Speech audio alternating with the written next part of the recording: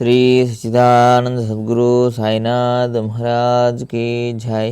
శ్రీ సాయి సచరిత 725వ పేజీలోని 125వ నుంచి ఈరోజు చదువుతున్నాము.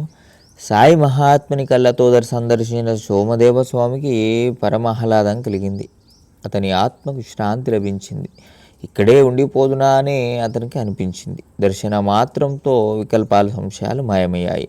బుద్ధి మౌనం వహించింది. ద్వైతభావం పోయి అంతటా ఏకాత్మభావం కలిగింది. వాక్కు నిశ్శబ్దంగా మౌనం వహించింది.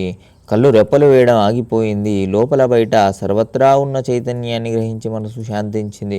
మొదట పతాకాన్ని చూసి వెనుకకు మరలాడు. కానీ తరువాత ప్రేమోద్రేకంతో కరిగిపోయాడు. స్వామిలో సాత్విక అష్టభావాలు పొంగాయి. బాబాపైనే అతని ప్రేమ అతన్ని చుట్టేసింది. మనసు సంపూర్ణంగా తల్లీనత చెందిన చోటే మన నిజమైన స్థానమని తమ గురువు చెప్పిన మాట గుర్తుకొచ్చింది. అతనిలో ప్రేమ ఉప్పొంగింది. స్వామి మెల్లమెల్లగా బాబా ముందుకు వెళ్ళాడు. సాయి మహారాజు బాగా కోపంగా తిట్ల వర్షాన్ని కురిపించారు. దాంతో స్వామికి సాయిపై ప్రేమ పెరిగి రెండింతలైంది. సాయి సమర్థుని చర్య విశిష్టం. వారి లీల విలక్షణం. వారు సంపూర్ణ నరసింహావతారాన్ని ఆరోపించుకున్నారు. మా వైభవం మా వద్దే ఉండని, పో ఇంటికి పో, ఖబర్దార్, మరల ఈ మసీదుకు వచ్చినావంటే మసీదు పైన పతాకాలను కట్టుకునే వారిని ఎందుకు దర్శించుకోవాలి? ఇది సత్పురుషుల లక్షణమా?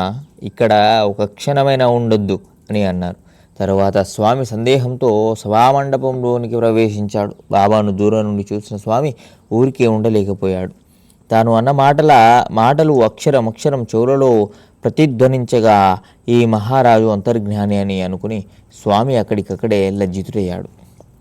నేను ఎంత బుద్ధి లేనివాణ్ణి, వీరు ఎంతటి జ్ఞానులు, ఎంతటి నిర్మలాంతఃకరణం కలవారు, నేను ఎంత విరుద్ధంగా ఆలోచించాను అని అనుకున్నాడు.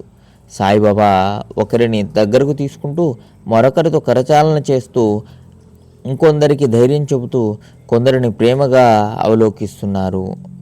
138వ నుంచి మరో వీడియోలో చదువుకుందాం. సచ్చిదానంద సద్గురు సాయినాథ్ మహారాజ్కి లోకా సమస్త సుఖినో భవంతు. శాంతి శాంతి శాంతి.